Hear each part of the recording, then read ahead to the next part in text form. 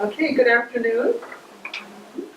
I'm Tony. I'm the president of the Hearing Well Club, and I welcome you today. The purpose for this meeting is the Audiology Awareness Month in October, and Anne Mundell-Noel from UltimateHearing.net has agreed to come and speak more intimately about hearing aids now and in the future. So, Anne, if you will come on up here. Thank you for coming today. I want to make sure in this small room with good acoustics, is everyone understanding what I'm saying? We do have the cart here for you to be able to read it. But for most of you, I'm hoping that you will be able to understand what I'm saying by looking at me and reading my lips. But we do have this great service by Laura, so thank you very much, Laura. October is Audiology Awareness Month, and what I want to start out by just giving a plug on is what is the difference between an audiologist and a hearing aid dispenser. Because many people are not aware that there is a difference. And the easiest way to describe it would be to think about the difference between a physical therapist and a physical therapist aide. So an audiologist has a master's degree in hearing sciences as a minimum, or as of 2007, you now have to have a doctorate degree to be an audiologist. In addition, most audiologists are also hearing aid dispensers, meaning we can sell and dispense hearing aids. A hearing aid dispenser, on the other hand, has a minimum of a high school degree, and anyone could be a hearing aid dispenser after you have studied for a year and passed the state exam. So the difference between the two should be that when you go to an audiologist, you are getting a more medical evaluation of your hearing. It should be that you are counseled different and that you are fit differently with your hearing aids than from a hearing aid dispenser. There are many great hearing aid dispensers out there, as well as just because they're an audiologist doesn't make them good. It's just that I would like you to know, educationally, there is a difference between the two, and you should know who you're dealing with. So October is Audiology Awareness Month, so now you're all aware. Okay, so today's topics are hearing aids are getting smarter, and you can too. What I want to start out with is just a very brief overview of hearing, and I say brief because if most of you have been at the Hearing Well Club, you know that this information is covered in almost every topic on hearing because it's important. The main sound coming into your ear canal is an acoustical sound. So just like right now I'm talking to you, my voice is sending sound waves through the air that are being collected by the outer ear. Then those sound waves go through and they vibrate the eardrum and they send three little bones into motion. And that is a mechanical transmission of sound. So it starts out acoustical and then it becomes mechanical. And then the last little bone in your ear chain, which is called the stapes or the stirrup, it is vibrating back and forth like this, and it is sending the fluid that is in the inner ear into motion. And when the fluid in the inner ear is sent into motion, it creates an electrical impulse. And where the signal comes into this area determines whether or not you're hearing low-pitched sounds or high-pitched sounds, whether or not it is loud or if it is soft. All of that is being done in this inner ear. So if you think about the mechanism of hearing, it is extremely complex. It is amazing that we can go and take an acoustical sound, make it a mechanical sound, turn it into an electrical sound, and then that electrical sound down here is carried all the way up the brainstem, up your neck, up the brainstem. It crosses over at the brainstem and it hits the auditory cortex. Amazing. And it's all happening so instantaneously. It is unbelievable how acute normal hearing ears are. We cannot get even the most complex computers to be able to differentiate what the human ear can do instantaneously. And you think that that organism is the size of a pea. So if you look at your fingertip, you think all of that is happening in that little guy. It's just unbelievable. But the main reason that I want you to look at this is I want you to see how complex the hearing mechanism is.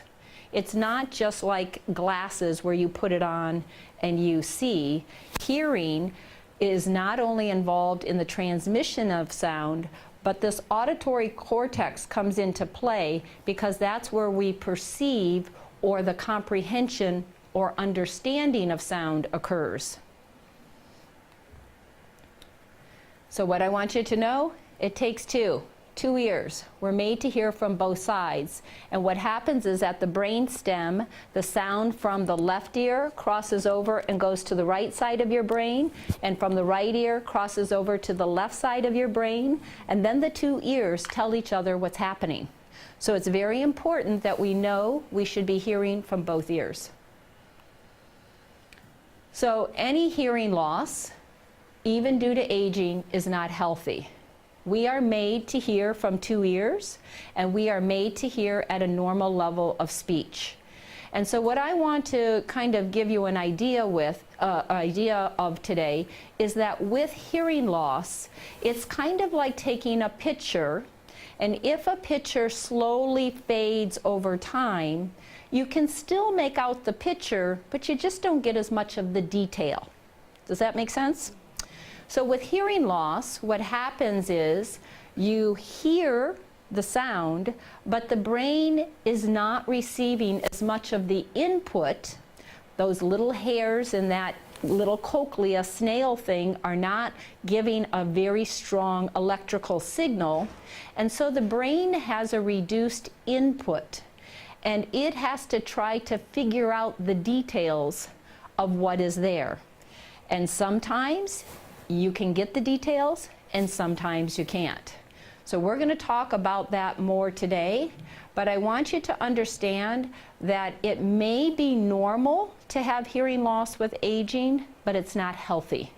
The brain really needs the most complex signal it can receive to get the information correct. So this sounds like, it looks like a no-brainer if we kind of play a joke there, but the brain cannot remember what it doesn't hear. Profound, right? Can't remember what it doesn't hear. But what we don't understand or we don't take into play is that with hearing loss, there's a lot of information the brain is not receiving. So how are you supposed to remember it if you're taking so much effort and energy in order to get the signal into the brain? So if you're sitting there trying to listen to the details of what's being said, you don't have time to retain it and to remember it. Can anyone relate? Yeah. Okay, so hearing aids to the rescue. I want you to know that hearing aids are an aid. They're not a cure-all. But they are becoming so much more complex on the way that they handle information, and that's what we're going to talk about today. So the way that hearing aids are becoming smarter is the way that they can identify a sound and then the way that they handle the sound. But they do not cut out background noise. Okay, so you got to be careful with your advertising and what you see, because there's a very fine line of how they want you to read those advertisements. So The way that the hearing aids are working today is the little chip inside the hearing aids is so complex in most of the models of the hearing aids that it can identify what is a speech signal. What I'm talking to you right now is very spiky in nature. And when you have background noise, it's more steady state.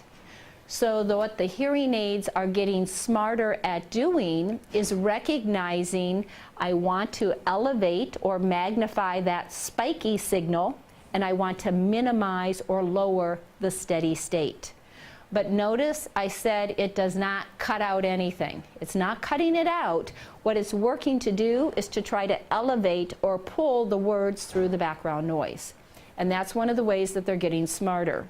So if you've been at any of Tony's meetings, she talks about when you get your hearing tested, the audiologist or hearing aid dispenser, whoever is your hearing health care provider, they should be doing a test called a quick SIN, quick sentences and noise, or they should be giving you a test called the HINT, hearing in noise testing. And basically, when they give you those tests as part of your audiogram, part of your test battery, what they are doing is they are giving you like a stress test when you go to the doctor for your heart. They are putting you in background noise and making your brain filter the words in the noise. And when we do that, we can see how well your brain filters. So that gives us an indication of how well you can hear with hearing aids. That if we made the signal louder, does the brain adjust well in the background noise? Does it pull it from the noise? And so that would give us an indication of how we need to set the hearing aids so that the hearing aids could pull the words from the background noise. Does that make sense? Okay. Anybody have any questions about that? When you get your hearing tested, you should ask, are you going to do a quick SIN or are you going to do a HINT, H-I-N-T, test for me? Because both of those, or either one, will help with helping them determine what technology you should have in hearing aids. So what I have on here is they can separate the words from the background noise so the brain can filter and comprehend better. But the bottom line is that it's up to the brain to do the comprehension. The hearing aid is only replacing the portion of your hearing that is missing. And it's helping with that electrical signal to give the brain all the detail, but it's still up to the brain to do the comprehension. Does that make sense? I'm going to give you an example. If I were to say, and I'm sorry for those of you who've heard this before, but this is part of what I love to say, is if I say, Ista duma spać tylko pusto guava. Does anybody know what I said?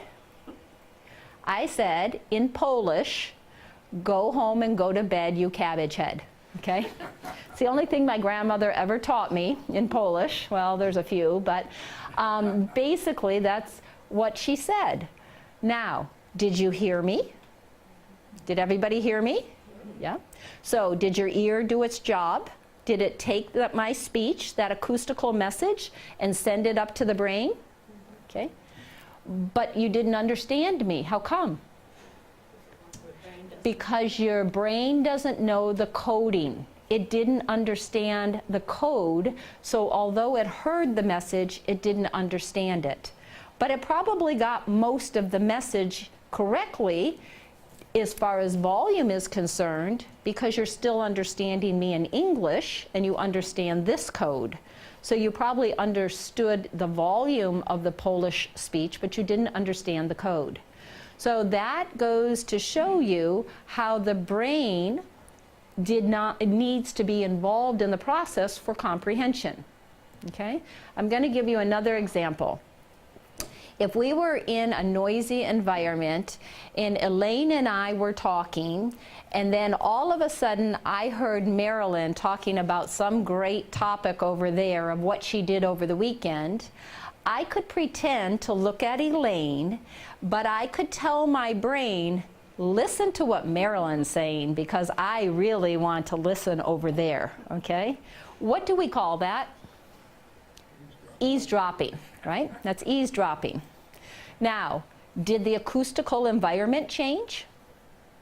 No, right? I still said I was in a room with background noise. I was still having a conversation with Elaine, but now I told my brain, focus over here on Marilyn and let's just pretend we're listening to Elaine, okay? So what I want you to see, sorry Elaine, but what I want you to see is that it's the brain that does the filtering. The hearing aid doesn't do the filtering, the ear, that auditory system doesn't do it, it's the brain that does the filtering. And the reason that I want you to understand that is because it's the hearing aid's job to get the cleanest, clearest signal up to the brain. But then it's up to the brain to do the processing. And there are things that we can do with the hearing aid to improve that process, to give the brain more stimulation, to give you a better signal to noise ratio. But the bottom line is the way that the hearing aids are fit, if they are fit properly, it is only a portion of your success. Some of the best success is going to come when we properly counsel you and train you on how to use your hearing aids and assistive devices to the best of their ability. Okay? Does that make sense? Any questions so far? Do you want to move over? Can you see the screen, sir? Are you okay? Okay.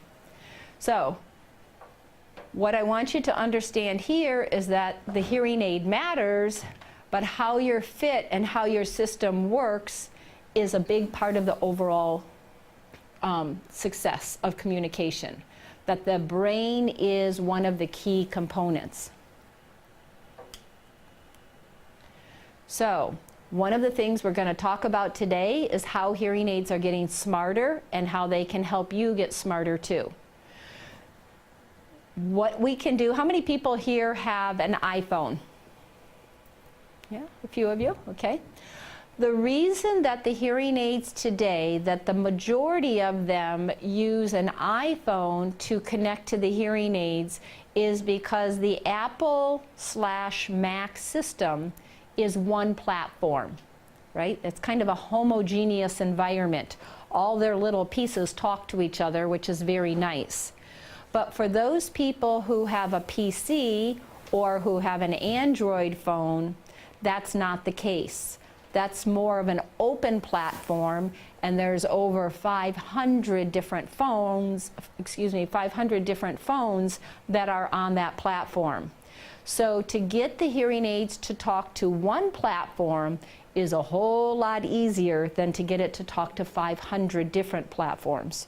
So that is why hearing aids going to the iPhone are so much more advanced than hearing aids going to an Android or a PC.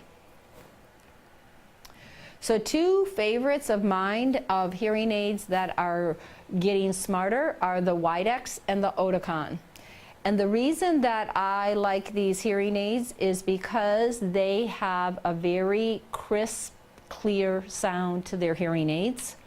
Widex is a family-owned company. They've been around for over 100 years, and they really specialize in having a very clean sounding hearing aid. They have won many awards. They have the quietest circuit. They have won the best wind and noise reduction.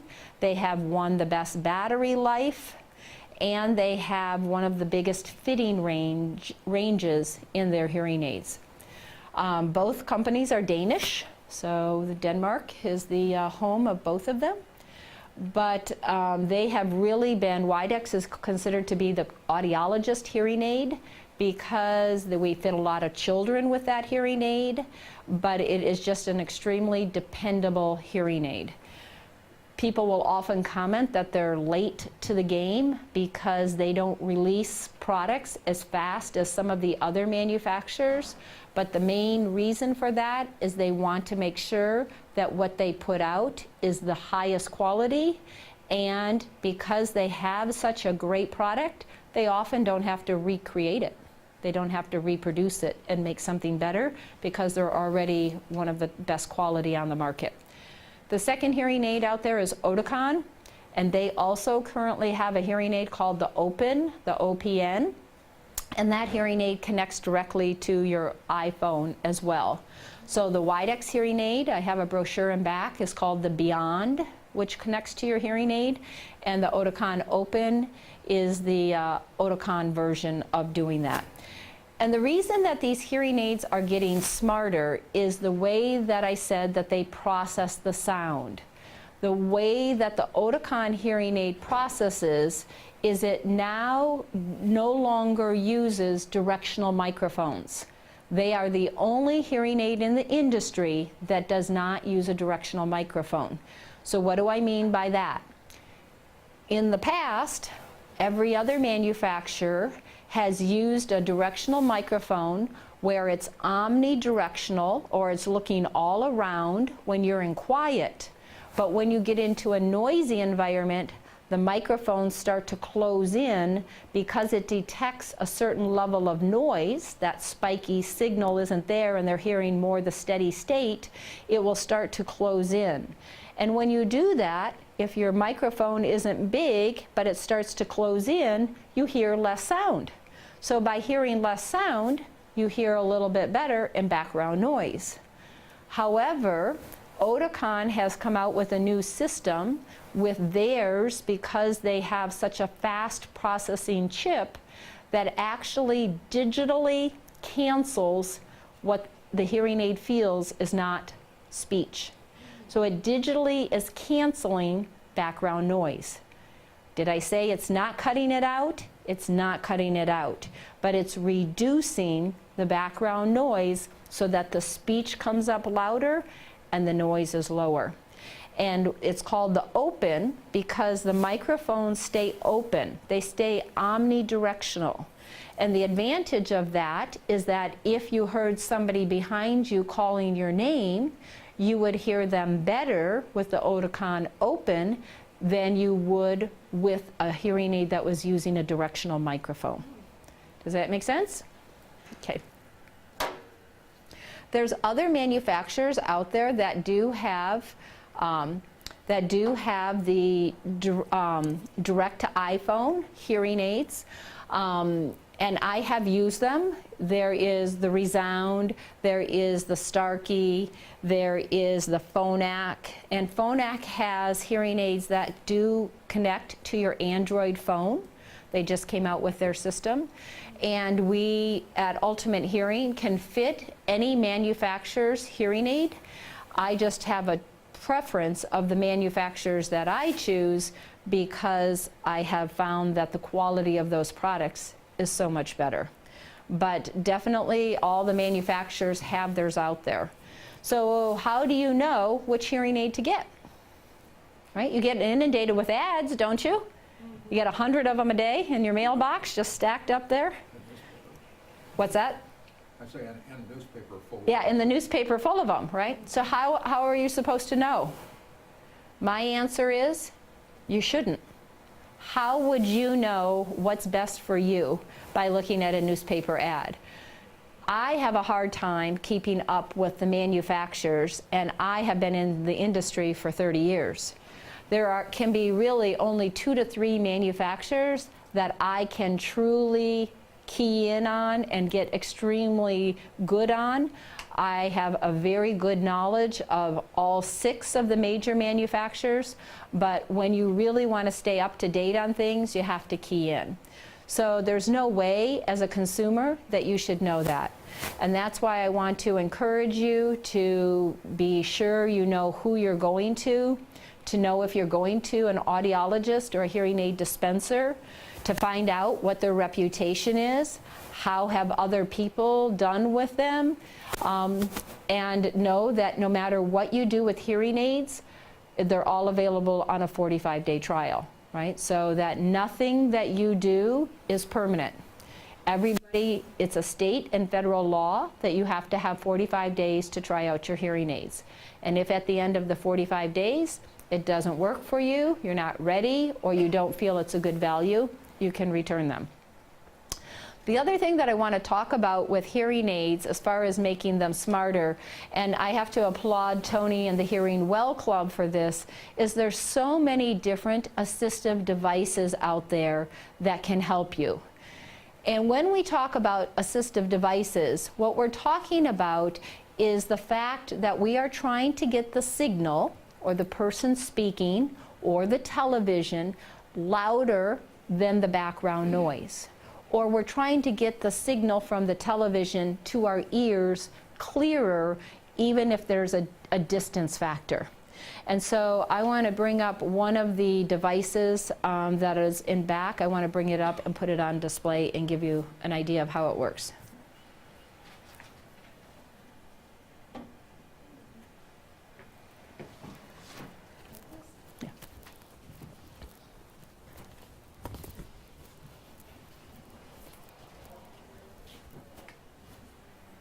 This is a TV sound box. Is anybody familiar with these? A few of you? So the advantage of the TV sound box, Elaine, can you pull that off for me, please? Thank you. So, oops, that's okay. I'll take that. Thank you. So this is a base, and it's a charging unit. And this is the unit that goes on here. And this plugs in to the audio output of your television set. And it has to be audio output. But the advantage is that this little guy, when you turn him on, you can take him with you, and you could put him right next to you, and you could hear the sound coming from the speaker here right into your ears. So it's not coming from the distance of the television to your ears, it's coming to wherever the box is. So I could actually turn the volume of the TV off so that my partner or husband could read a book, and I could take and put this TV box back by Janet in the back row, and she could turn it on and hear it just in front of herself. You could take it and put it into the kitchen if you were watching television and you just didn't need to hear it. I mean, you just didn't need to see the picture, but you just needed to hear it. You could take the box with you. The sound fidelity of this is excellent. I have a video of this in my office that Tony did for this company, and it has been an amazing seller for us because, again, it's making you smarter because it's easier for your brain to get the message. You don't have to hear it from the here to the back row, you just hear it from this box. And the sound fidelity can go up to 150 feet, which is very good. I could go outside and just about to the front counter or front desk and you would still be able to hear it. Elaine? That does not have to be connected to anything? The base is connected. Her question was, does this need to be connected to anything? The base is connected to the back of the television into the audio output and into, excuse me, into an electrical cord. But at night, this charges onto here and you're good to go. And then you can turn the volume up as loud as you want it here. And you can take it with you and turn that volume up. It also has a tone control on the side, so you can change a little bit of the sound quality coming out of the speaker. Okay? But again, what's the purpose of the box? The purpose of the box is to make it easier on the brain. We want to give the brain more information so that distance gets cut out. Distance is a factor. And while we're talking about distance, I will just tell you that we'll talk a little bit about T-Coils because those also make you smarter, right? A T-Coil is a little thing in the back of your hearing aid that's called a telecoil. You do have to manually push it, the button on the back of your hearing aid, in order to engage it if you have it in your hearing aid. But if you do, if this room was looped and had a T-coil in it, that T-coil would be hooked into my microphone. It would go into the receiver in the box, in the back. So when I talk, if your hearing aid had the T-coil, the speech here would be coming into all of your ears at the same level.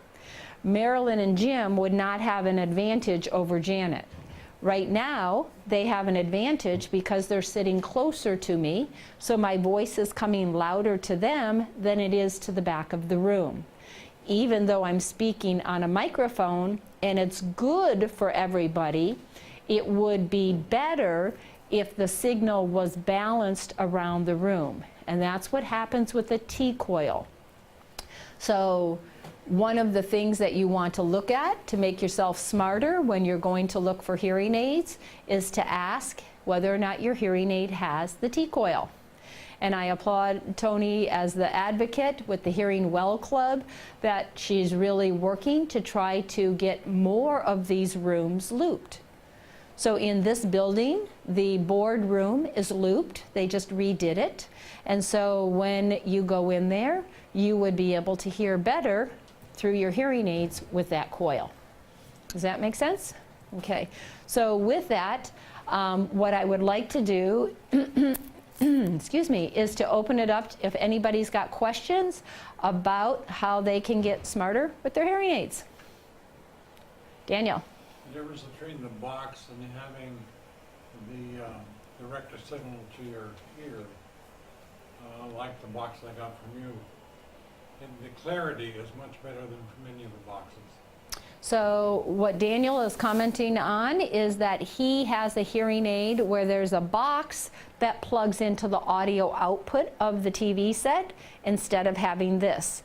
And that box goes directly into his hearing aid. The sound from the box goes directly into his hearing aids. And you are correct that when we don't have to have an acoustical signal and it's all Bluetooth, you do have an advantage in the sound clarity than you do over the box itself.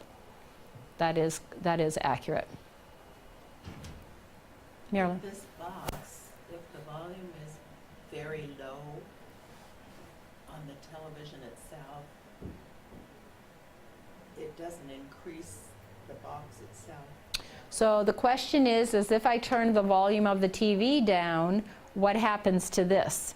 And you can turn the volume up as loud as you want it and put it right next to you or wherever you want. That's still 150 feet. It's independent of most of the volumes of the television. And that's why you could have somebody read and you could take the sound with you into the back of the room or somewhere else. Okay? So do we all understand the, yes, Elaine? When you have the T-coil, if you want to talk to a person right next to you, then do you have to switch that manual device on your T-coil so that it's not tuned into that, but to being able to talk to the person next to you? Right. So her question is, if you had the T-coil, could you still have a conversation with your spouse next to you, or do you have to get out of that program? And that's a very good question. It depends on how your hearing aid is set up. The audiologist or hearing aid dispenser can set it up where it says microphone telecoil, which means that you would still have the microphone of your hearing aid on to be able to hear around you or the person next to you, as well as having the T-coil and hearing the signal from the T-coil. If you were a teacher in a classroom and you didn't want your children to be able to talk to their partner next to them, then you could ask that the hearing aid be programmed just to a T-coil only, and it would make the microphones on the hearing aids mute so that they only heard the T-coil and they would not be able to hear the person next to them. Okay? When you do the switching, how involved is it? Is it just one button? It's just a quick push of the button. Every hearing aid is different, but it's a quick push of the button. If you have an iPhone, it's a quick push of the app. You open the, Have an Android. but if you have an Android, then there is different manufacturers have different pieces that you can use to connect to an Android phone, but you can't do it wirelessly. You have to have an interim piece. You have a piece that goes around your neck or clips onto your shirt. It doesn't happen without something in between. Do you think that'll change? Do I think that's changing? I think that they are definitely working on it, but again, one platform versus 500 is a whole lot easier. So yes, all the manufacturers are working on it, and as I said, Phonak is one manufacturer that has come up with a solution. It's not the best solution, but it's definitely a solution for people with an Android phone if they don't want to wear something around their neck. The last thing that I also want to talk about is just how you can train your brain to hear better. And just like an athlete who trains day in and day out, they get better at it. And the same is happening with our brain. If you practice listening, you can actually get better with your comprehension and communication. And there are a couple different activities that you can do. One of them is an app for both Android and for iPhone that is called Hear Coach, H-E-A-R, Coach. And what you do with that app is you get an auditory stimulus as well as a visual stimulus, and you can listen through your hearing aids and then choose the answer to the words that you're hearing. And you may think, oh, this is fairly easy.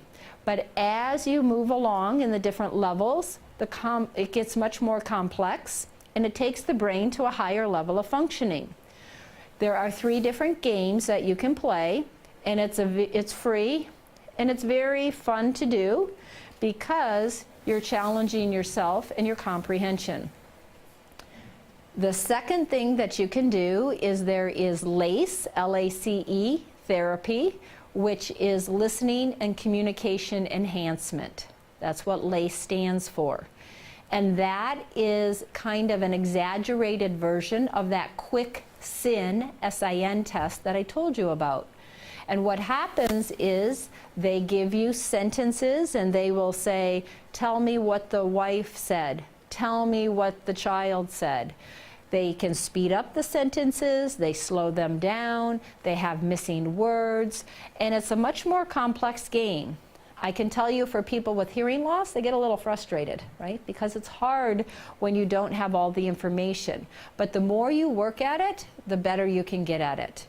And the nice thing about our body is that the brain does have neuroplasticity, the ability to change.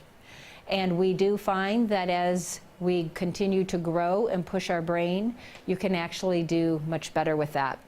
I just want to wrap up with some information about a 25-year study that they just came out with this past January. And what the study showed is what we already knew, but we have to do a study to prove it. And that is people who wore hearing aids when they needed them had better cognitive recall than those people who needed hearing aids and didn't wear them. Okay, kind of makes sense, right? If we're giving our brain more stimulus and we're making it more aware, then we should have better recall because we're spending less time and effort trying to get the message in, and we have more time to retain. So that's why wearing hearing aids that are properly fit for you, that maximize your potential, are so important. So even though, again, I will recap and say that hearing loss is, quote, normal with aging, it's not healthy. And hearing loss is the number 3 cause of senior health issues. The first one is hypertension. The second one is arthritis, and the third one is hearing loss. So it kind of, just in wrapping up, we want to talk about that, is that the thing that is so frustrating is that hearing aids are not covered by Medicare, right? And we've talked a little bit about this, but the reason they're not covered is because Medicare used to be major health insurance, life and death. And unfortunately, hearing loss, vision, and dental issues are not life and death, and that's why they're not covered. However, Medicare has become everyone's senior health care provider, their insurance, and so we need to be an advocate to get Medicare to change their direction. A study was done that we could save $13.1 billion per year if we would do preventative maintenance when it came to hearing loss, because the ear is responsible for what? Our balance as well. We would have less falls, we would have less depression, there would be less hypertension, less isolation. There are so many neurological things that we could improve on if we had better comprehension and understanding. So the best thing that we can do is to try to be an advocate, write letters, and try to get our congressmen and senators to be advocates for us, to say that we have a voice and that we need to have hearing aids as a covered item, because it really should not have to be an out-of-pocket expense for people. But unfortunately, that's kind of where it is right now. So my encouragement in making you smarter is to make sure that you're wiser when it comes to how you buy your hearing aids. Okay? So thank you very much. That's what I have for today. Again, I am at Ultimate Hearing. I am in the Oak Brook Village Shopping Center, just south of the Laguna Hills Mall, near Marshall's and Trader Joe's. So I'm sure everybody knows where those two places are. Elaine? Are there any statistics as to how much of dementia is caused by hearing loss? Are there any records or anything? So the question is, are there any records about how much hearing loss is, or how much dementia is caused by hearing loss? The studies are just starting to come out. There's so many different complex factors when it comes to dementia, and there's many different types of dementia. So you have to be careful on how you handle that information. Right now, they are recognizing that hearing loss is a contributing factor to cognitive decline, and that some cognitive decline leads to dementia. So there's various factors and different proteins in the body that do cause dementia independent of hearing loss. So I don't have those factors, but I do have a great research paper for you if you'd like some more information on that. Yeah, I was just wondering if you could tell me a little bit about the pros and cons of the lyric, your perspective on it, other than cost. So, okay, the question is, what are the pros and cons on lyric? Independent of the cost. So the reason that she says that is that the lyric is a implantable hearing aid, and when we talk about implantable, it's not put in by a physician, it's put in by an audiologist or a hearing aid dispenser. It's a device that's about this big, the tip of my fingertip, and it goes down about 3/4 of the way into your ear canal and sits right here. The advantage of the lyric is that it is in there for about 3 months at a time. So you don't have to take it out every night. You don't have to worry about changing the battery every few days. You can sleep in it. So for those people who want to hear at night or feel they need to hear at night and they don't like that, that is a factor. And if you cognitively can't handle a hearing aid, it's good because you put something in there, you leave it alone. Those are the pros. And it's very cosmetic. People don't know that you have it on. One of the major cons is that it is a subscription. So you get a new one every 3 months. And you go for a year at a time. And a ballpark of what my colleagues are doing, because I don't do the lyric, is anywhere between, I think, $3,500 and $4,000 per year. Okay, so it's a pricey device. The main reason that I don't handle the lyric is because I don't feel that the sound processing in that device warrants the price. Okay? So if you are cosmetically so concerned that you need something like that, now there's a niche market for that. Or if you can't cognitively handle a hearing aid, there's a niche market for that. But the main concern that I have is, and I guess they're starting to address it a little bit, people developed cholesteatomas, which the body rejected a foreign piece being in their ear. People did not like the fact that when they lay down at night, they felt something plugging their ear. They also reported that wax was a factor. They're getting better in their processing, but the beginning lyrics were an analog hearing aid. And really, you're going to pay $4,000 for an analog hearing aid when, you know, the processing in today's hearing aids is so much further ahead. So for me, I don't feel that if I can get patients over the cosmetic look of a hearing aid, the other hearing aids are so much better in their processing, how I can adjust them and what I can do for patients. So that's kind of the pros and cons of where it's at. But some people love it. I have a couple patients who do it and have tried to encourage me to get involved in it. But at this point, I just don't feel that the product is there. Maybe in the future. And there's a lot of pressure to really push that end of the product, and I don't do my sales that way. I mean, my job is not to convince you that you have a hearing loss. My job is when you're ready to work with your hearing loss, I feel I am a very good conduit to try to maximize what you can do. I would love that everybody got normal hearing by wearing a hearing aid, but unfortunately, that's not the case, right? Because it's not the aid, it's the brain that does the processing. So my job is to help you get the most electrical input from your exterior ear canal through the hearing aid and through the ear up to the brain, so that brain can make that really good decision on what it's hearing. Yes, sir? Besides the two that you like most, what are the other four? You said there were six. There are 6 major manufacturers. So there's Widex and Oticon, Starkey, Phonak, Resound, R-E-S-O-U-N-D.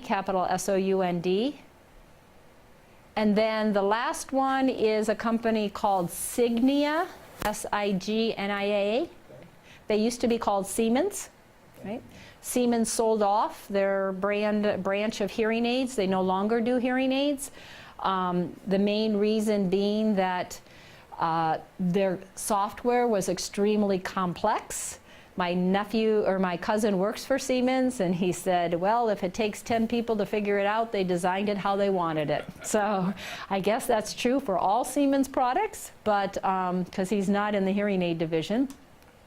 But the bottom line is that Siemens sold off to Signia. Signia bought it, and after a few years, the Siemens name is going to completely disappear. So Maybe I have a hearing problem, but they spell it Oticon, but it sounds like you pronounced it Oticon. Oticon, O-T-I-C-O-N? I was hearing a D instead of a T. O-C.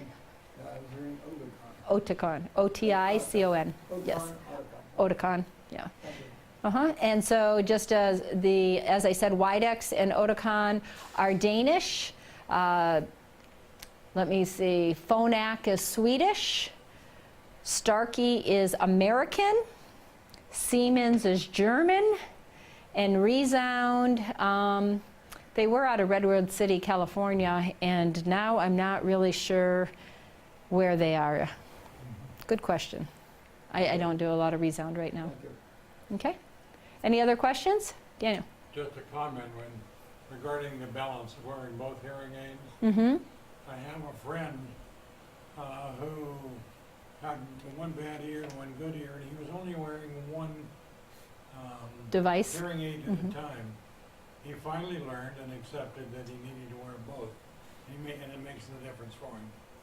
Right, so his comment is that people wearing just one hearing aid don't do as well as when they wear two. So when patients come in and they will ask, if they should wear one or they should wear two, the first thing that I kind of joke with them is do this, right? Okay, I can see, I've got two eyes, but if I cover one, I can see everything with one that I can see with two. But I don't get peripheral vision and I don't get depth perception with one eye. With one ear, I can hear. I can't localize and I can't hear in background noise, but I can still hear. So as I showed you the picture here, right? It comes up both sides. One side goes this way, the other one goes this way. We are made to hear from both sides. We cannot localize with one ear. So thank you, Daniel. That's a very good point. What happens if they're just deaf in one ear and the other ear they're not deaf in? Okay, so the question is, what if you have a hearing loss in one ear and not the other? Or what if one side is dead, where they have no hearing ability at all, and the other side has a hearing loss? What you can do is there's a system out there that's called a bicross, B-I-C-R-O-S. That stands for, and maybe you don't need to do this one, bilateral, contralateral routing of signal. So bilateral is the bi, contralateral routing of signal. So what does that mean? It means that if this side is dead and this side has a hearing loss or is normal, because we can program the device to do both things, I can take the signal from the dead side, the sound comes in, you're talking to me on this side, and now I can have the microphone over here pick up the sound and transfer it over to the other hearing aid. Now this hearing aid is hearing the signal that came from the left side, and it's hearing the signal that's coming from the right side, the shadow across your face. It's called a head shadow effect. What does that mean? It means that this device over here is getting two signals. Boom, boom, boom, boom. So the brain thinks, because there's a timing issue, they both didn't come in at the same time, the brain thinks it's hearing the signal from both sides, even though this side is doing all the processing. So you can go back and start to learn to localize to sound. But you could have somebody sitting over here that normally without that microphone, that would be dead. They would have no clue that you're over there unless they did one of these, right, and turn their head all the way over so that they could hear you. If they had the microphone, now they could hear you and they could start to localize. I will warn you, the localization is not an instantaneous thing because the brain is trained that I can only hear from the right side. I should never look to the left because I can't hear. And you have to just be like a 2-year-old and go back and teach your brain, oh, wait a minute, I did hear that from that side. I did hear that from that side. But I have a patient who needed to, had that scenario, needed to hear and localize because he and his wife were going to start taking care of 3 triplet grandchildren, and he needed to know what room those kids were in, and he couldn't do it. But after about 9 months of really intently looking, he can now localize to sound. So it can happen. Lee? I saw an attractive ad about hearing aids from Siemens. It shows somebody that's got an hearing aid that is like lit up, and it says, "This is it. This is gonna open up the whole thing." Okay. It's got like a light there. I don't know if it's. I'm not sure which device with it having a light and lighting up. Some of the hearing aids now do have a little light so you can tell if the battery's working. So they have an external, but I'm not really sure what that is. Again, I want to make sure that you understand. We became smarter this class, right? We're going to read the ads. We're going to go back, evaluate the information, and remember, they're as good as I am. They're as good as your brain can process. So yes, we're going to get the signal in, but just like those running shoes and everything else that make you faster, swifter, quicker, it's up to the human body and the limitations of the body as to how well you're going to perform. So I'm not really sure what that device is, but I just want to warn you, there's nothing that is having your cake and eating it too. I should have taken a picture of that and show it to you. There you go. Amazing, you know? Okay. Elaine? Localization. Now, is that a common problem with people that wear hearing aids like regularly in 2 ears? Is that, because I have that problem. When somebody's calling me from another room, I'm not sure from where They're coming from. Is that Yeah. a common thing? Or So is is it common to have localization issues? Localization takes a high frequency skill. So if your hearing loss is in the higher frequencies, then you would have more trouble localizing. Some hearing aids, the other way that hearing aids are getting smarter is their frequency response is getting a little bit longer and bigger, and so more high frequencies are being received, so the brain has a better idea of how that is, where to look for the sound. The third thing is what? Like the Oticon Open. The more open the hearing aid is, the better you have the ability to pick up where the sound is coming from. So it could be a number of factors that are causing that. Thank you.